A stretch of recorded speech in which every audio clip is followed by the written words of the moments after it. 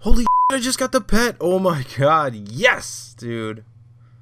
639 KC. I just got the Zulrah pet. I'm 39 kills into the first Zulrah video, and I got the pet. Oh my god, yes. What's going on, guys? As you can see, I just got the Zulrah pet, and I would finally like to welcome you guys to the real GP per hour of Zulrah. Something that has been requested so many times. I've finally gotten around to doing it. I figured it would really help with my rebuild. So I'm going to be doing this in 4 different episodes, in 4 different gear setups, testing out which methods are really the right ones for you. So let's get started. So Zulrah can be an incredible money maker, whether you're just trying to get that few extra million GP for a twisted bow, or if you're trying to rebuild like me. So what I'm going to be doing in this episode is going through what kind of gear I'm going to be using and explaining why I'm using that. And of course, we will go through what I used as far as supply costs and how much profit I made, profit per hour, time per kill, all of that good stuff. So first thing we're going to jump into is what kind of gear that I chose to go with. So the gear that you can see on the screen right now is going to be my mage setup, and I went with this gear because it was kind of in the middle. It wasn't the worst that you can use, which would be like Mystic robes for a main or Elder Chaos robes for a pure, but it also wasn't the best like Ancestral robes. So for this setup, I went with the Serpentine Helm, the Imbued Ceridome, and God Cape, but any God Cape will work, obviously. Occult Necklace, Unholy Blessing, Trident of the Swamp, Book of Darkness, Aram's Robe top and bottom, Barrow's Gloves, Eternal Boots, and a Ring of Suffering. Now you might be wondering, well, that Ring of Suffering is pretty expensive. Yes, it is, but you are definitely going to want to have one of these for Zulrah because it really helps out in the long run.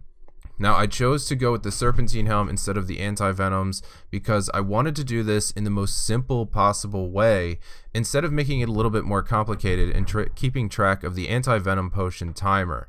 Now the Serpentine Helm is a little bit more expensive than the Anti-Venom potions, but it doesn't really affect the GP per hour that much. It will in the super long run if you're doing thousands of kills, but for ease of use, I think the Serpentine Helm is a lot better to use if you're trying to be lazy like me.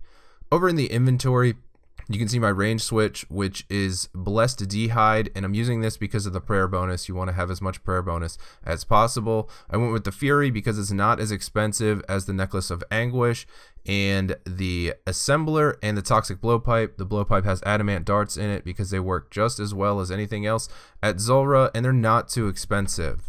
One Bastion Potion, which if you don't know what that is, it is a ranging potion and a super defense potion combined. You can use a regular ranging potion, but this does help boost your defense level just a little bit, and I think it does help. 2 prayer potions, 3 Karambwans, 15 sharks, and a construction cape. If you don't have that, you'll obviously replace that with house teleports, and you're definitely going to want some combo eats because even at max stats, I still get comboed out from time to time if I'm not paying enough attention. Now, of course, I'd like to do some more explaining about the gear and everything, but this is not a Zulrah guide. You guys can look for one of those coming updated in 2019 for anything new or whatever else we want to see. So look forward to that. But next, we're going to go ahead and jump into what kind of supplies that I used. Supplies are a little bit costly at Zulrah if you're using this method, but don't worry, you will still turn a profit. 6,530 Trident of the Swamp casts, which those are 1 Death Rune, 1 Chaos Rune, 5 Fire Runes, and 1 Zulrah Scale per cast. 7,270 Zulrah Scales in the Serpentine Helmet. 3,748 scales in the Blowpipe, 1,197 adamant darts used in 250 kills, and 93 Ring of Recoils was the equivalent of the charges that I used in the Ring of Suffering. As far as the consumables go, I ended up using 110 prayer potions, 22 bastion potions, 1,163 sharks, and 100 Karambwans. So all in all of these supplies cost me the very hefty price tag of 8,682,158 GP.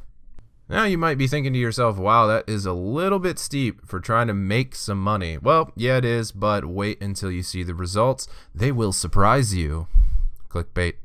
So now that we have went through what it cost me and what I used to do all of these 250 kills, let's go ahead and get into the timing statistics. Now my average kill time was 2 minutes and 6 seconds, and I figured this out by using every 5th kill all the way through the 250 kills to get a nice span of information, and that averaged me 2 minutes and 6 seconds a kill. Now picking up the loot and returning to Zulrah to start the next kill, I took about 12 seconds to do that. And in between each trip for every 4 kills was about 45 seconds for banking. So all in all, I ended up averaging about 24 kills per hour with this gear setup, and my total time spent here was 10.4 hours. So now that we've got all the timing and everything out of the way, we can go ahead and jump into what kind of loot I got and how much I made per hour and per kill.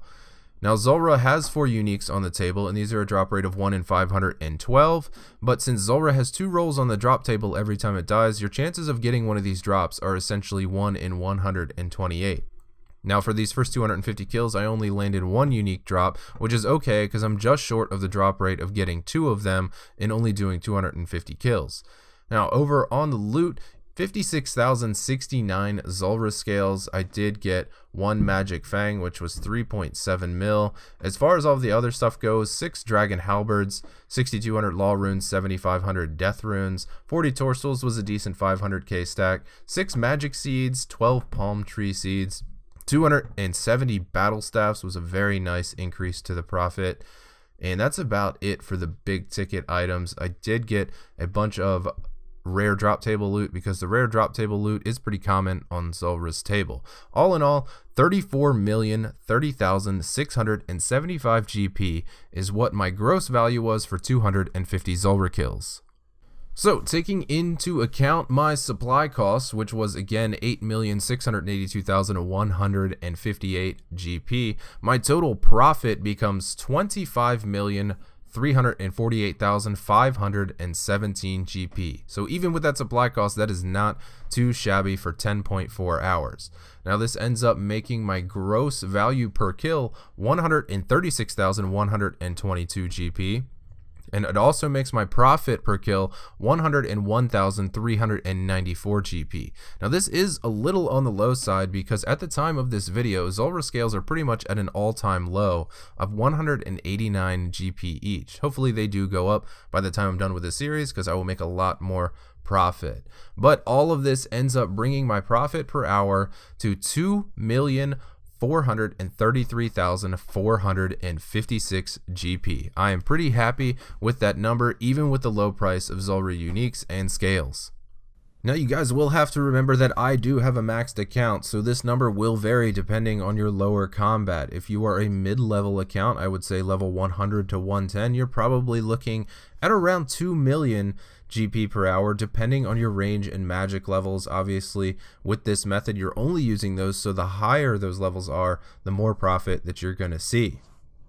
But why might you want to use this setup? If you use this setup, you're probably looking to make a few extra million GP, maybe to grab that membership bond, or if you're just trying to camp something and pretty much build your bank up. This is a good way to do that. You can see obviously 2.4 mil an hour at a max stats account, which in just a day you can end up making enough to get some decent gear.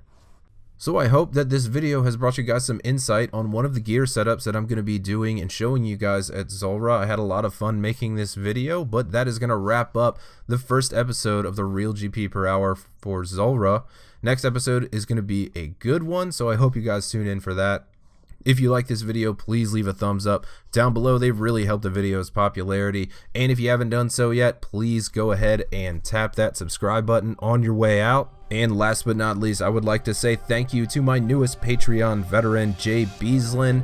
Thank you for becoming a patron to my channel. Your support really means the world to me. But that is going to wrap it up, guys. I will see y'all on the next episode. Take it easy.